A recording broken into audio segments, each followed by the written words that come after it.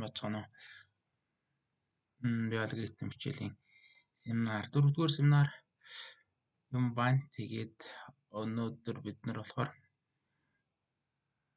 параметр давталт, Python хэлний параметр давталтыг за тэгэхээр нийлбэр гэдэг юм бодлого байгаа. Параметр давталт ашиглах их тохиромжтой. Тэгэхээр энийг бодож үзүүлнэ. За тэгээд энэтэй төстэй бас нэг өөр бодлого. Та нар өөрсдөө бодох хэрэгтэй болно. За A1 сайн хүртэлтийн бодит тодорхой тоонууд өгөгдсөн. Тэгээд нийлбэрийг олох гэсэн л бодлого байна. За тэгэхээр оролт маань их хвчлэн за ингэж өгдөг юм байна. Энэ оролт нэг сонир болсон байна. Эхлээд нэг тоон өгдөг юм байна. Хэдэн тоо орж ирэх вэ? Тэр тоон өгдөн хэдэн тодорхой орж ирэх нь. Тэгээд дараа нь тодорхой тоонууд нь дараагийн мөрөндөө хоосон заагаар тусгаарлагдаад өгдөг юм байна. За хэдэн ч оронгийн наривчлалтай хамаагүй багтаа баг. Тэгээд гаралтан дээр нь тэдний нийлбэр нь нэг оронгийн наривчлалтай хэлнэ. Гэсэн ийм бодлого байна. Тэгэхээр яг уу юуны хувьд бол C Java хэлнүүдийн хувьд бол нөгөө scanf next int энэ гэсэн функцүүд гээд тоонуудаа бол их л хамаагүй уншчихдаг л да. Одоо чинь 4 гэсэн тооны дараа 215-ыг бол их л асуудал уншчихна. Python хэлний хувьд болохоор жоохон тэр тал дээр төвхтэй юм. Зүгээр яг хуу мөрөөр нь уншдаг. Тэр бидний үзсэн input гэдэг функц. Тэгэхээр бид нар яг хуу яг энэ өгсөн форматаар нь уншия. Эхний мөрөнд нэг юм бүхэл тоо байна. Тэгээд дараагийн мөрөнд бахан тоо байна гэсэн байна. За тэгэхээр дээр нь бас яг хуу хэрвээ алдаа гараад цэвэрлэгээ энэ төр хийж болно. Эхний мөрөнд нэг бүхэл тоо байна гэчээд тэрнийхээ ард хоосон займаа илт юм утсан байж магадгүй. Ер нь бол Python-гийн програм дотроо ч тэр хоосон зай tab map дээр их хатуу ханддаг. За тэгээ оролтон дээрээ ч жоохон юу юм. Оролтон дээр хэцүү ч юм аахгүй. Ерөнхийдөө бол зөвхөн input функцийг ашиглаад уншихад жоохон хэцүү байна. Яг өөрийнх нь Python-гийнх нь хүчтэй аппаратуудыг ашиглавал гайгүй л дээ. Одоо тэр regular expression энтерийг за regular expression-ыг юун дээр үзэж явах хэвээр discrete math-аас хавуулаад үзэж байгаа хаа. За input гээд эхний тоогоо авчи. Энэ гэдэг тоо.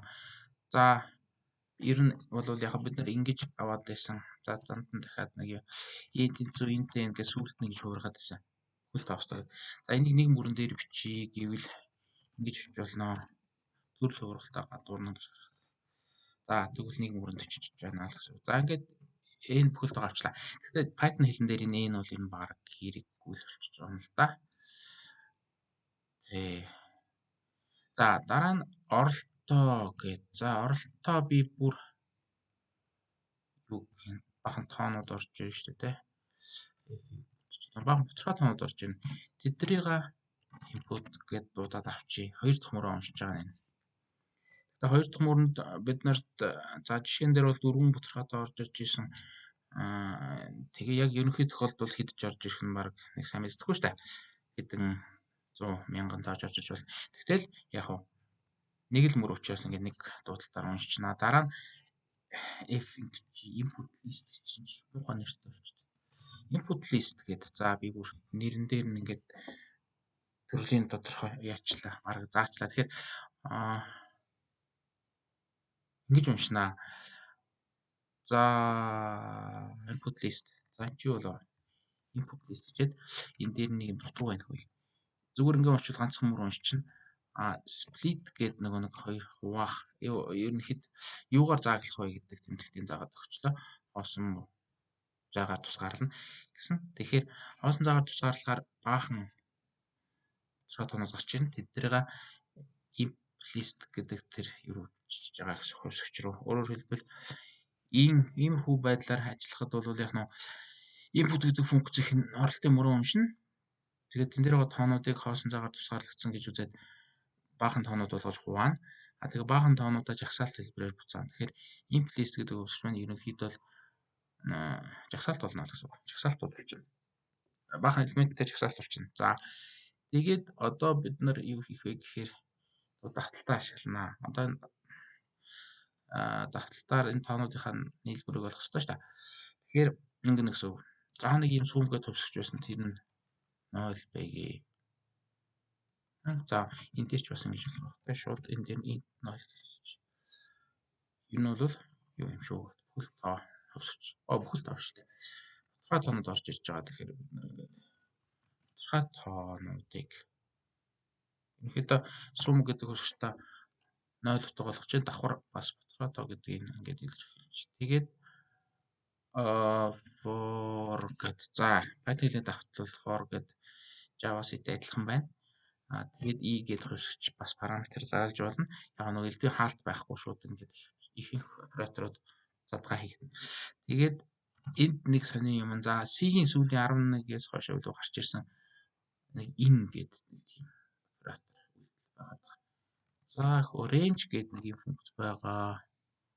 Len гэдэг нэг функц байгаа. Len гэдэг нь жагсаалтын уртыг олно. Нэг юм хөө. За ийм байдлаар манай for яад чи нэг сонирм доголмөр авахгүй байна. Нэг тодорхойлох зэрэг юм. За тэгээд энэ юу гэсэн үг вэ гэхээр энэ дотор давталтай бичнэ.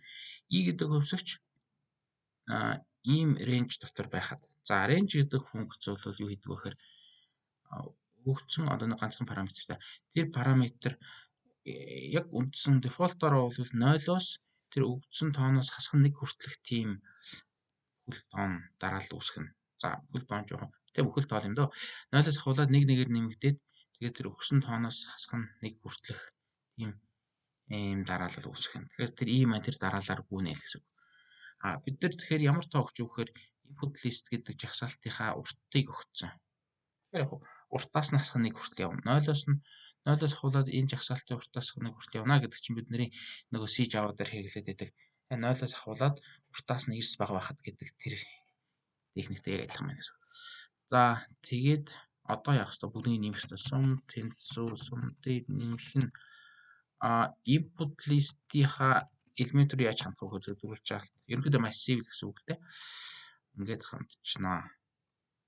За давталтнаас руу ерөнхийдөө бол. Одоо тэгэл яг хийлнэ. Сума хийлье.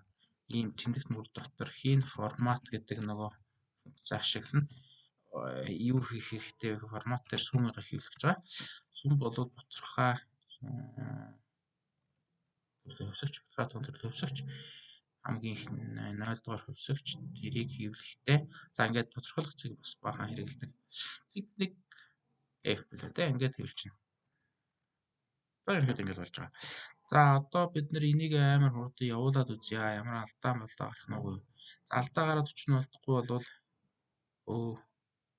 логин хийв юм тий. Нэг копидод авчи. Одоо жинхэнэ нөгөө Python-гийнхаа editor дээр нэг үзэх юм аа. За нэвтрээд орчих гэдэг. Тэгэхээр нэвтрээд орчоо. Энэ жоохон утгаар гарчаад байгаа юм байна. Манай нөгөө бодлогын маань бодолтой байдаг. Python хэлээ сонгож жагаад Python 3 саяхан кодыг ингээ болчаа. За алдаа гарахгүй сайн тийм алдаа гарвал нар юу алдаа гарав гэдгээ. За би өмнө бахан оролдож жагаад ингээд алдаагүй болгосон. Тэгтээ яг хав юунаас олж алдаа гараад байсан гэдгийг би ингээд завсраар яриад гэх юм. За нэг алдаа маань гарчих шиг боллоо. За энэ веб дээр алдаагаа яаж засах вэ гэхээр нэг нэ. За энэ санахоо гэдэг дээр нь дарна. За шинэ тав нэг гэдэг контрол дарчлаа. Энэ санахоо гэдэг дээр нь бодолтойгоо санахоо дээр дарахаар юу болов гэдэг нь ерөөдөө стандарт алдааны урсгал руу юу гаргав гэдэг нь гарна. Тэгэхээр за тийм ээ. За ер нь бол адилхан хоёрхан тесттэй байна. Тэгээд 8 дугаар мөрөн дээр хоёулаа 8 дугаар мөрөн дээр аваачаад тодорхой тоог stringтэй нэмэх гэдэг штэ гэсэн алдарсан байна. Тэгэхээр 8 дугаар мөр гэдэг чинь бид нэр дарвал код маань гарч ирээд 8 дугаар мөр гэдэг маань энийг заачих. Тэгэхээр sum гэдэг маань бутархай гэж заасан юмсан дээр нь string нэмэх гэдэг шүү. Тэгэхээр энэ string-гээ бид нэр бас бутархай болгох хэрэгтэй. Төрөл зөрсөн гэдэг л дагаарч. Ерөнхийдөө үндсэн төрөл нь бол ер нь string байгаа. За ингээд одоо энэ болчих юм шүү. Нэг болчих. Миний түрүүчийн нугаах ажлын алдаан дээр болвол за саяын алдаа бол гарч ирсэн. Өөр чи яагаад ч алдаа гаргалаа. Энэ бол гэхдээ яг ингээд алдаа хийж байгаа алдаануудаа засч дуусаад ингээд тэнцвүүлэх сайн гэдэг байгаа шүү дээ. Энэ бол миний харахад ингээд заавал за ч одоо алдаа гараагүй алдаа ингээд засагчлаа гэсэн. За юу ч гэсэн Python дээр нэг бичээд үзүүлчихье. Python дээр яаж ажиллах вэ гэдэг. Одоохондоо бол бид нэр ингээд шууд бодлого уншаад нүдэ анжгаад бараг л шууд програмаа цээж ирвчихэд байгаа. Бид нарт Python гэдэг ийм програм хэрэгтэй. За энд би баахан турш үзсэн байна. За энийг хааж агаад нэг 2 цонх нэгдээд. Энэ миний бичлэг хийж байгаа сан. За 2 цонх Python-га ингээд суулгачих хэрэгтэй. Энэ дээрээ дарж агаад Python гэж бичсэн чинь Python байхгүй болвол би бол ингээд бичсэн чи байхгүй нь татаж суулгах уу гэдээ баг Windows-ийн нөгөө store-оос наваа суулгацсан баг. Үнэгүй юм болохоор. Тэгэхээр суусны дараа за 3.8-ыг суулгасан ч дээр баг те. Idle гэдэг ID гэдэгтэй адилхан те. Idle гэдэг тийм орчин гарч ирнэ. Одоо ажиллах Python-гийн нөгөө нэг ажиллах орчин нэг юм цонх. За тэгээд энэ дээр за яг командуудыг тусад нь ингээд бичиж ажиллуулж болно. Одоо юу гэдгийг сум гэдэг өсчээд 5 гэсэн утга болгоё гэхэд тийм ээ. Тэнтэй цаана хөөсгч үсгээд болчихлоо л гэх юм. Тэгээд тэрийгээ хийлээд үзвэл 5 байна гэл ингээд ерөнхийдөө интерпретатортай хэлнүүдийн нэг юм их ингээд бүх хөөсгчтэн цаанаа үүсэл тэгэл бид нэр одоо print сум гэхээр ажиллах болов. Алдаа. Энд ч нөгөө яг програмд байгаа шиг юм шүү дээ. Print гэчихэд хаалт нутгарсан. Тэгэхээр 5 гэдэг хэвчээ ч гэдэг юм. Нэг юм хөө юм хийж болно. Гэхдээ энэ бол мөрөөр нь ажиллаж байгаа хэлбэр. Яг програм ажиллуулна гэвэл за би нэг гоёхоо хадгалсан байна. Програм гэдэг чинь 213 энийг нэгэд 4-р семинар гэх. Энэ манай нэг дагталтын бичсэн бэлэн програм Python хэрэгцээтэй. Энийг ингээ хоёр дараад ажиллуулчих юм бол за нэг тоо гэдэг бол за нэг n-ийг өгч байгаа. Хоёр шиг тоо. Энд бол хоёр шиг хаалгавал тий. Тэжсэн бол бид нэр n-ийг аваад хэрэглэхгүй байгаа. 1.5 дээр 2.5-ыг нэмэхээр 4 гарсан. За 4 гарсан баха. Ингээ хаагдчихад байна. Тэгэхээр энийг ингэж хаагдуулсан тулд яг file open гэж угаад open module гэсэн байна. Нөгөө за энэ ч арай муухай юм. Open гэж жагаад энийг хайж олоод нээчих болно. За нэг амын нэг заагаад өгсөн байх нэг хэсэгтэй байгуу. 19-с 20 оны семинар 4 ингээд нээчих юм бол энэ тусдаа цонхонд нэгтэн. Би манай програм дээр чигээр харагдаж байна. Ажлуулыг юу ран гэдэг нь ороод. За энэ F5-ыг дарах юм байна. F5-ыг дарахаар нөгөө нэг ажиллах орчин дээр одоо нөгөө түрүүний хард хэлсэн дээр шин дээр ажиллана. Энэ дээр ажиллахын давуу тал нь яг бид нар нөгөө оруулсан тоонуудаа хэд гарч байгаа гэдгийг харж байна. Ингээд гараад буцаад команд нөгөө юу шиг нөгөө хард хэлсэн. Доосын юу шиг те команд prompt шиг л ингээд байж байна гэсэн. Дараагийн команд оруулна. За нэг юм. Тэгэхээр яг веб дээр очиж сонио алдаа гараад тэгээд яг яагаад байгааг нь мэддэхгүй байж болно. Тэгэх юм бол ингэж жагаад яг компьютер дээр ажиллаж болно. Тэгээд компьютер дээр ажиллуулахын нэг давуу тал нь яг нэлийн урт програм байвал яг хаана алдаад байгаа гэдэг энэ тэнд нь юм хэвлж үзэж болно. За бас дээр нь өөрт нь юу байгаа л байх л та. Ямар хөвсөгч ямар утгатай байгаад байгаа энэ төр гэдэг юм ин авдаггүй л үүдээ. За яг гараараа шалгахыг энэ тэнд нь хөвсөж байгаа утгыг хэвлж үзэж болно. Тэгэхээр яг ер нь бол бид анхандаа бол програмаа ингэж бичээд зүгээр окей болчлоо гэж үзвэл энэ файлаа л аплод хийх юм да веб руу. Яг эхний бодлогод амархан байсан болохоор бид нэр шууд л ингэж зэжээрээ веб дээр биччихээд хөрвүүлж барьж алдаагийн шалгалгүйгээр явуулаад байсан. Тэгээд жоохон алдаа гараад байсан. Тийм ээ.